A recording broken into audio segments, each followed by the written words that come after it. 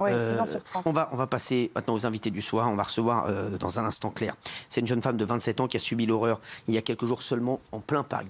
Elle va vous raconter cette histoire. Claire sera avec nous et Michel Marie sera là également, puisque il y a eu 2 drames. Hein. Gilles, on va en parler et vous allez voir, cette histoire est effroyable. C'est parti. Ricard.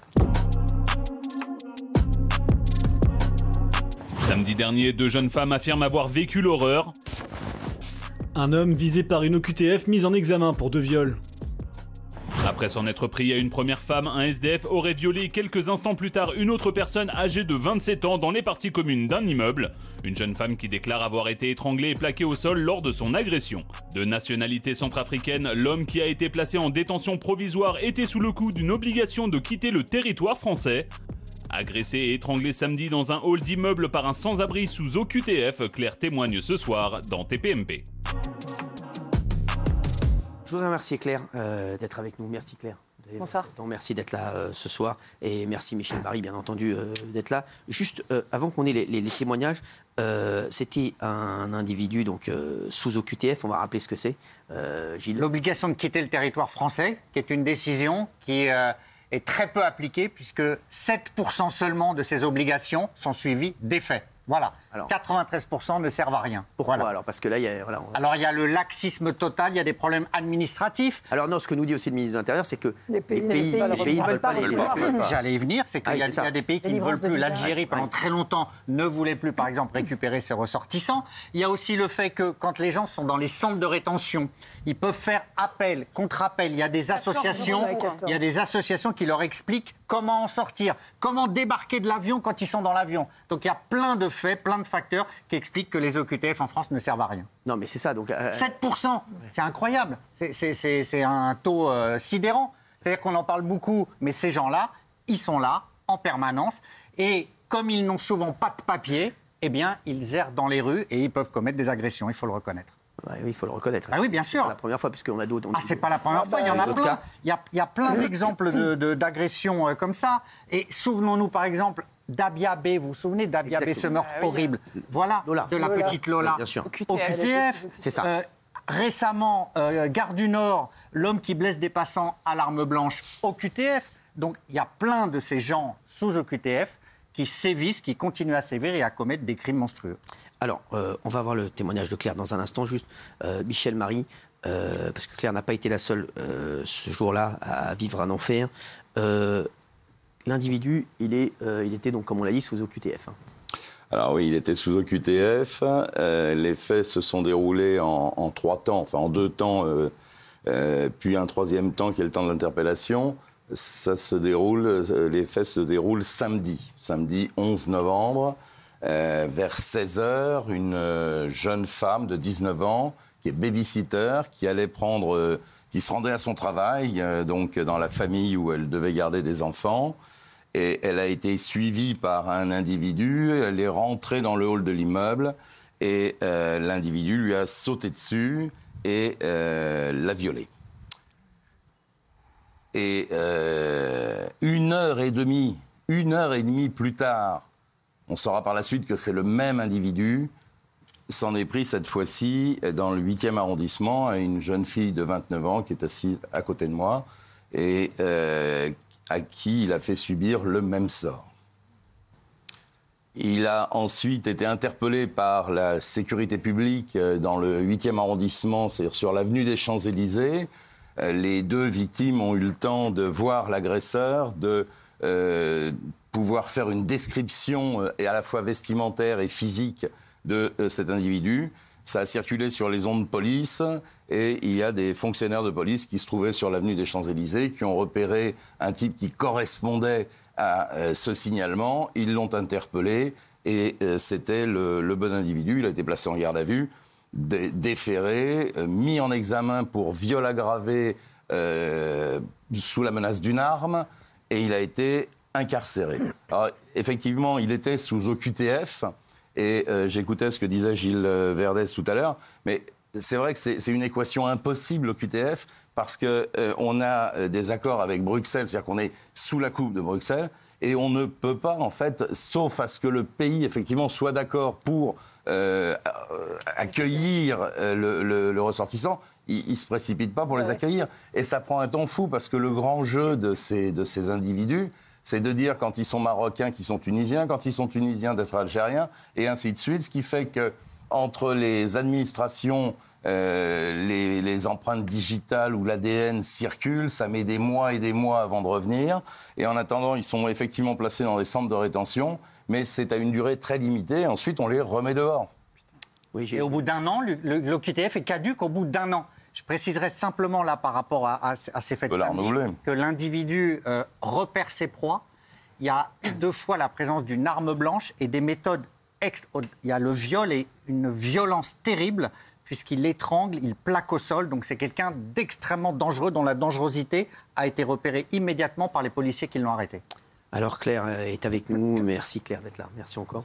Ce qui vous est arrivé samedi dernier, c'est l'horreur absolue. C'était en après-midi, vous étiez parti faire des courses, c'était dans Paris. Exactement, j'étais partie faire des courses. Je devais faire un dîner avec mon copain, justement, donc j'étais juste partie acheter ce que je devais justement cuisiner, etc. Et en fait, ce qui s'est passé, c'est que je suis rentrée, j'étais au Monoprix dans le 17e, donc à 10 minutes à pied de chez moi, qui est aussi entre l'agression qui s'était passée juste avant.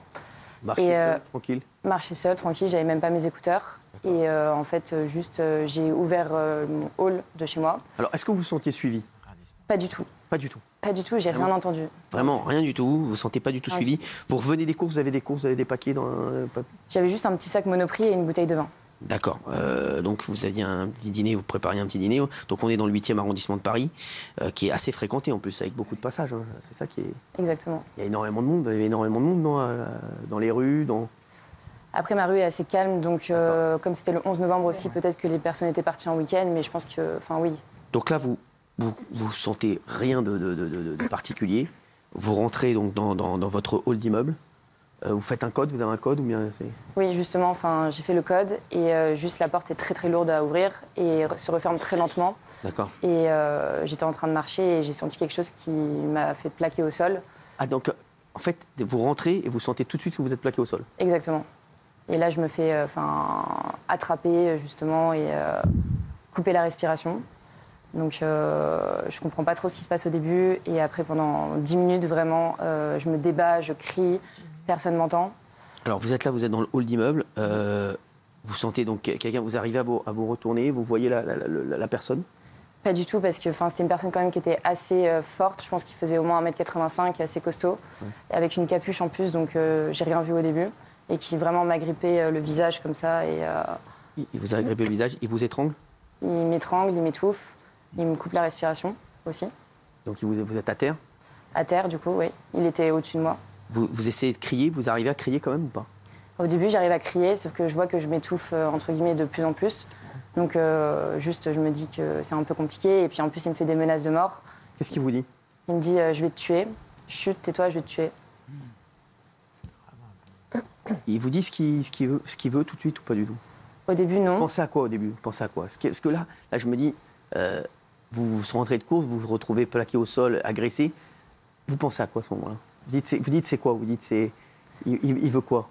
Au début, je me dis qu'il veut juste me voler, entre guillemets, et que il va juste prendre mon sac et mon téléphone et que ça s'en finira. Et en fait, au final, il commence à me dire qu'il veut plus. Il vous dit quoi? Il me dit tu vas faire ce que je te dis maintenant et tu vas arrêter de crier. Et du coup, je vais te baiser. Là, bien sûr, on ne va pas rentrer dans les détails. Bien sûr. Bien sûr. Donc là, il arrive à ses fins. Du coup, en fait, j'essaye de me débattre pendant une dizaine de minutes. Je vois que c'est un peu peine perdue et que pour sauver ma peau, le seul moyen, c'était que justement je fasse ce qu'ils veulent. Donc, justement, pendant 20 minutes après, il y a eu viol. Et pendant ce temps-là, en fait, je me suis un peu dissociée de mon corps et je me suis dit, il faut que je trouve toutes les solutions possibles pour pouvoir, en tout cas, partir et juste quitter cet endroit, quoi. Ce cauchemar, il dure 20 minutes? 30 minutes. 30 minutes, mais personne ne rentre et ne sort de l'immeuble? Non, et là, vous voyez, ça fait que 10 minutes qu'on se parle et c'est toujours pas fini le viol. Non, mais je vous jure, c'est incroyable. Donc, personne ne rentre ni ne sort de l'immeuble pendant ces 30 minutes? Non. vous ne criez plus au moment Je crie plus parce que je sais que, je sais pas pourquoi, je sentais qu'il avait peut-être une arme sur lui. J'ai entendu des bruits, un peu de métal. Et je me suis juste dit, ok, sauve ta peau. Et en attendant qu'il y ait quelqu'un qui arrive, fais ce qu'il dit. Vous aviez peur de le frapper, de trop crier. À un moment, vous vous êtes dit, ça va être pire. Exactement. Je me suis dit que juste, il fallait mieux rien dire il était et où, attendre. Il était où, votre copain, à ce moment-là? Il était chez lui, il était censé arriver l'heure d'après, quoi. Et donc, là, ce qui est fou, je vous dis, c'est incroyable. Pendant une demi-heure, personne qui rentre dans le hall de l'immeuble. Qu'est-ce que vous vous dites à ce moment-là? Vous dites, la seule manière de m'en sortir, c'est quoi? Parce que, est-ce que vous vous dites, il va me tuer? Ou est-ce que vous dites, non, je vais faire ce qu'il me dit et peut-être qu'il va partir après? Non, je pensais qu'après qu'il ait eu ses fins aussi, qu'il littéralement me tue. Donc, je me suis dit qu'en fait, j'allais attendre le moment où il était capable de, entre guillemets, lâcher prise pour pouvoir justement partir et m'échapper. Alors, justement, qu'est-ce qui se passe? Parce que comment... qu'est-ce qu'il vous dit quand il s'en va, qu'est-ce qu'il vous dit? Quand vous sentez que il va partir et que vous allez survivre à ce drame? Du coup, en fait, il y a une voisine qui descend de l'immeuble et qui ouvre la porte et qui nous voit. Et moi, en fait, le moment où il tourne la tête, je savais très bien où était mon sac et mon téléphone. Et je me suis dit, j'ai besoin de mon téléphone pour appeler la police, j'ai besoin de mon sac pour rentrer chez moi. Donc, je cours vers mon sac et mon téléphone pour les récupérer. Et je vais derrière la voisine. Et lui, à ce moment-là, part en la fuite. Là, vous êtes dans quel état à ce moment-là? Avec la voisine, avec... Dans un état, j'avais plein de sang sur moi aussi, parce que du coup, j'avais une bouteille de vin qui s'est éclatée par terre, donc j'ai essayé de me débattre, d'où le pansement là, où j'ai dû me faire opérer, etc. après en plus. Et en fait, ce qui s'est passé, j'ai commencé à dire à la voisine que je me faisais violer, je pleurais. Excusez-moi, parce qu'on n'a pas entendu. Pardon. Juste que je me faisais violer, du coup. Et au début, elle ne comprenait pas. Et en fait, son seul objectif, c'était de prendre son Uber pour partir en voyage. Sur quoi? Elle vous dit quoi, la voisine? Parce que c'est incroyable, ça aussi. Écoutez, vous lui dites, je viens de me faire violer. Vous êtes dans un état, vous saignez, vous êtes dans un état forcément de choc incroyable. Et elle vous dit, elle vous prend pour une folle? Elle dit quoi? Au début, elle croyait que c'était juste une scène d'amour. Ah ouais. Et j'étais là, non, vous voyez bien que je suis à moitié nue, ça va pas du tout, en fait. Je commence à pleurer. Du coup, elle me donne juste son numéro pour, entre guillemets, que je l'appelle après. Elle a été vraiment sur son Uber et elle voulait absolument prendre son Uber. Donc, elle m'a juste laissé son numéro. Elle m'a dit de prendre de la vitamine D aussi. Oh. Et après... Serviable. C'est fou. Mais est-ce que vous avez vu l'individu à un moment? Est-ce que vous avez pu le voir? Il ressemblait à quoi? Donc vous avez dit grand, parce que maintenant il a été arrêté, mais est-ce que vous avez pu voir son visage à un moment ou pas du tout? Justement, j'ai fait en sorte d'analyser tout pour pouvoir repérer le plus d'éléments possible. Et oui, j'ai analysé qu'il avait une griffure sur le visage et qu'il mesurait tant de mètres, corpulence, etc., les vêtements. C'est-à-dire que quand vous viviez ce cauchemar, vous pensiez à tout ça, vous dites qu'il faut que j'ai le plus d'éléments possibles pour pouvoir ensuite qu'on puisse appréhender cet individu. Exactement. En plus, il m'avait dit qu'il me disait des choses comme quoi j'allais rien dire à personne et que j'allais me taire. Sinon, ça allait être encore plus grave après. Donc, ensuite, qu'est-ce qui se passe après? Parce que les minutes sont des heures, forcément. Au bout de 30 minutes, votre agresseur part. Bien sûr, vous êtes soulagé, mais à quoi vous pensez à ce moment-là? Je me dis ouf, déjà. D'accord. Et premier réflexe, c'est du coup la voisine qui me laisse comme ça. Donc là, vous vous retrouvez seule dans le hall? Seule, et puis en fait, je rentre dans mon appartement, du coup. Ouais. Et je m'enferme à double tour. Ouais. Et premier réflexe, c'est j'appelle mon copain pour qu'il vienne le plus rapidement possible. Vous dites quoi à votre copain? Parce que là, vous êtes quoi? Vous l'appelez, vous êtes dans quel état? Vous criez, vous lui dites il m'est arrivé une horreur? Juste, il m'est arrivé quelque chose de très grave, viens tout de suite, je viens de me faire violer, quoi, et agresser. Il vous dit quoi? Il me dit ok, j'arrive, mais il ne comprend pas forcément ce qui se passe. Donc, ouais. Et là, quand il arrive, il vous trouve? En attendant, j'avais déjà appelé la police, etc., qui était déjà sur place, donc le temps qu'il arrive, c'était déjà bien encadré, etc. Mais, ouais. Donc vous appelez la police? J'appelle la police qui arrive dans les 10 minutes qui suivent. Donc franchement, la police a été incroyable. Bravo à eux encore. Et ils l'ont interpellé très vite après d'ailleurs aussi. Ouais. Exactement. Et donc la police, Police très bien encadrée. Ça a duré plus de 72 heures entre retour chez les médecins, les tests, etc. Chez l'UMJ, en même temps la police judiciaire, la déposition, etc. Mais non, ils ont vraiment été très forts là-dessus. Et en plus, comme ils l'ont retrouvé, juste parfait. Vous êtes donc opéré le lendemain parce que vous êtes débattu, vous êtes blessé au doigt à cause de votre bouteille de vin. Aujourd'hui, on est 5 jours après ce terrible drame. Vous êtes dans quel état? Parce qu'on trouve que je trouve que vous êtes très forte et vraiment que vous arrivez à en parler avec un détachement incroyable. Tout à l'heure, vous nous avez dit, en fait, j'ai essayé de sortir de mon corps. Est-ce que vous réalisez, après 5 jours ou pas encore? Je pense pas encore. C'est ça. Parce que je sais que c'est un peu mon inconscient qui parle, parce qu'il parle que quand je dors. Ouais. Et là, je fais des cauchemars, etc. Mais sinon, dans la vraie vie, je suis forte, je pleure pas. Vous n'arrivez plus à dormir? Non. Enfin, je suis obligée de prendre des somnifères, Vous pensez à quoi? Enfin, vous rêvez de quoi? Vous cauchemardez de quoi? Vous revoyez le visage de l'agresseur ou pas du tout? Le visage, oui, et puis surtout l'agressement et le fait que je suis en train d'étouffer et de me faire tuer. Vous sortez plus seul, j'imagine? Non, j'ai beaucoup de mal. Voilà, aujourd'hui, vous regardez tout le temps derrière vous, vous êtes... Tout le temps, j'appelle tout le temps des gens quand je suis dehors. Je peux pas rentrer toute seule chez moi, je peux pas rester plus d'1 heure toute seule non plus, sinon je commence à repenser à ce qui s'est passé. Avec votre copain, quand il habite chez vous désormais? Pour le moment, oui, temporairement, du coup. Ah oui. Parce que un peu compliqué. Comment il a trouvé les mots aussi? Parce que il vous a dit quoi? Il m'a vraiment beaucoup rassurée et il a vraiment été là pour moi de A à Z. Il m'a accompagnée à tous les rendez-vous, etc. Mais après, il n'y a pas grand-chose à dire non plus. C'est fait et on n'y est pour rien et c'est comme ça. Le lendemain, vous apprenez dans la presse que votre agresseur n'aurait pas dû être là, puisqu'il était sous OQTF, obligation de quitter le territoire français. Comment vous réagissez? Est-ce que ça vous énerve encore plus? Oui, forcément, ça m'énerve. Après, je pense qu'un viol, c'est pas forcément qu'un OQTF. Ça peut être n'importe qui. Mais c'est vrai que ça rajoute une colère en plus, en sachant que il était censé quitter le territoire et aujourd'hui, il a plutôt violé le territoire, entre guillemets. Donc, c'est assez énervant. Et je me dis que je suis pas la première et qu'il faudrait avoir vraiment des mesures un peu plus radicales pour pouvoir... Il vous parlait beaucoup Un petit peu, oui. Il m'a demandé aussi de pouvoir rentrer chez moi. Ah oui. Donc j'aurais pu me faire séquestrer aussi s'il avait regardé un petit peu dans mon sac, les clés, etc. Et il aurait tellement pu. Vous lui disiez quoi quand il vous a dit « je veux rentrer chez toi » ? Je disais, non, j'ai mes parents qui habitent chez moi, c'est pas possible.